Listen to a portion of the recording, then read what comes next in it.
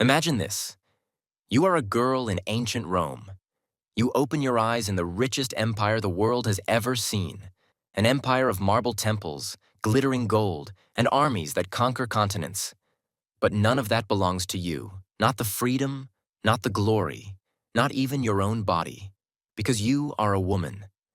And in Rome, that means your life is already decided. You will never vote. You will never stand in the Senate. You will be married off like livestock, your dowry handed over like tribute. You will be praised if you suffer silently and punished if you dare to step out of line. Rome loved to call itself the height of civilization, but behind the marble arches and golden statues was a truth most historians gloss over. For women, Rome was a prison dressed in luxury, owned from the cradle. From the moment you're born, your father holds patria potestas, the power of life and death over you. This isn't metaphorical. In the earliest days of Rome, fathers could literally expose their newborn daughters to die if they didn't want them. Sons were kept, daughters often discarded. If you survive, you grow up knowing you don't belong to yourself. You belong to your father. He controls your food, your education, your future. His signature is on every decision about your life. And when you finally marry, you don't escape him. You simply pass from the control of your father to the control of your husband. For you, there is no adulthood, only a transfer of ownership. No voice, no vote, no power. Rome boasted about its citizens and their freedoms. Senators thundered speeches, generals marched in triumphs, and men argued about law and empire in the forum. Women? They weren't citizens in the full sense. They had no vote, no legal voice, no political office. You could sit in the shadows and watch history unfold, but you were never allowed to shape it. At best, you whispered to your husband or nudged your son, but those whispers could vanish into thin air. Rome's monuments stand tall because of men's voices.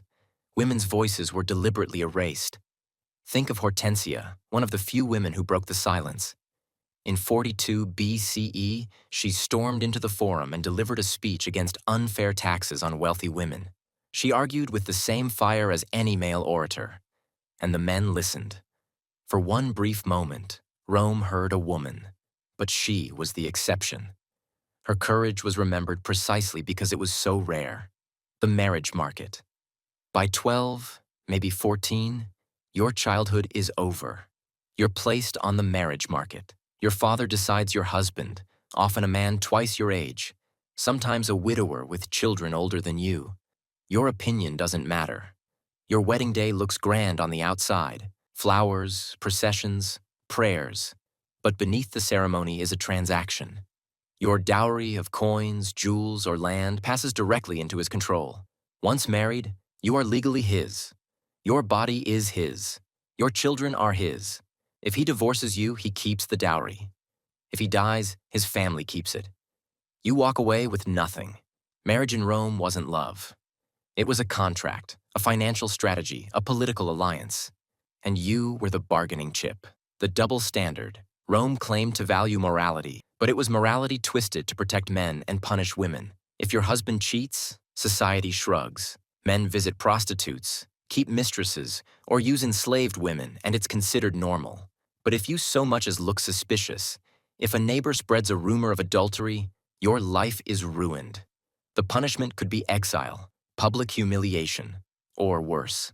And innocence didn't matter. The accusation was enough. Roman men boasted of conquests in the bathhouses while women lived under surveillance, trapped by a code of honor designed to break them. Take Julia, daughter of Augustus. She was witty, charming, and beautiful. But when rumors of her affairs spread, her father, the emperor himself, exiled her to a barren island. The most powerful woman in Rome, daughter of the ruler of the known world, reduced to isolation and disgrace. If even she could be destroyed, what hope did ordinary women have? Pregnancy, the empire's deadliest battlefield. Rome sent its men to die in wars of conquest, but women died in wars of childbirth. There were no hospitals, no anesthesia, no antibiotics. Every pregnancy was a gamble with death. Midwives worked with herbs, prayers, and crude instruments. Hemorrhage, infection, fever, For many women, childbirth was a death sentence. Yet society demanded children. Augustus himself passed laws rewarding women who bore 3 or more children and punishing those who didn't. A childless woman could be fined. A widow who refused to remarry was penalized. Your womb wasn't yours. It belonged to the state. You were Rome's soldier in the birthing room, and every pregnancy was a battle you might not survive. The graves of young women tell the story. Inscriptions praise them for dying in childbirth, as if their deaths were acts of patriotic service. Rome built its legions with the blood of women, the illusion of wealth. Even rich women weren't free. Suppose you inherit a villa, vineyards, gold, maybe even slaves. On paper, you're wealthy. In reality, you can't make a single major decision without a male guardian, your tutor. Want to sell land? Need his approval. Want to sign a contract? He must witness it. Your fortune is locked behind invisible bars. Even wealth, the one thing that could buy power for men, only highlighted how powerless women remained. The cage of the household. Men lived in public. They debated, they fought, they governed. Women lived in private. The loom, the kitchen, the household shrines. Society praised women for being modest, obedient, invisible. Step outside those roles, and whispers followed. Too bold, too visible, too dangerous. A man who sought glory was honored. A woman who sought glory was shamed. Cornelia, mother of the Gracchi brothers, was admired across Rome for raising sons who became reformers. But even she was remembered not for her own brilliance, but as mother of the Gracchi. Her identity was reduced to the men she raised. Violence without justice. And what if your silence wasn't enough? What if your husband struck you? What if your father's temper turned violent? Roman law had no protections. A husband was allowed to discipline his wife. A father could punish his daughter harshly, even lethally in earlier centuries, and the courts wouldn't interfere. Your bruises didn't count. Your cries weren't heard. Violence in the household wasn't crime, it was control. Religion as prison. Even religion, one of the only areas where women could serve, was a trap.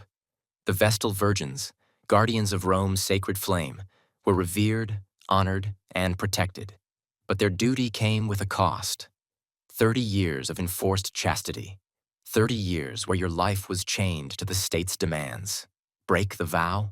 Your punishment wasn't exile or a fine. It was live burial, entombed underground with a little food, a lamp, and nothing else, left to die slowly in the dark. Rome took even holiness and turned it into horror. Famous women shattered lives. Even women at the top weren't safe. Livia Drusilla, wife of Augustus, shaped politics from behind the scenes. Whispers said she poisoned rivals to secure her son's succession.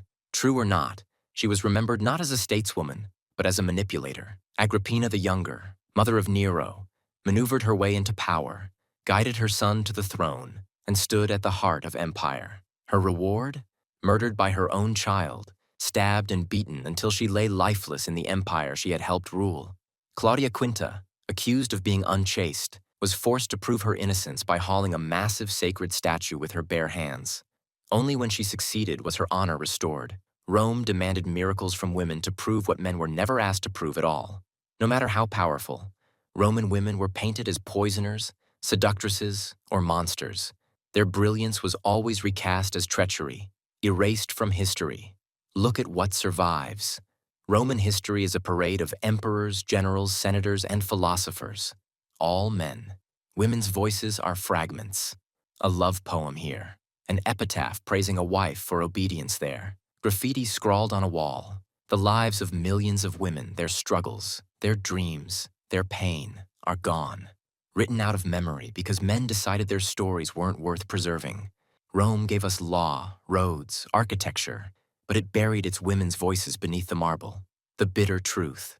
So why did it suck to be a woman in ancient Rome? Because you were born into chains.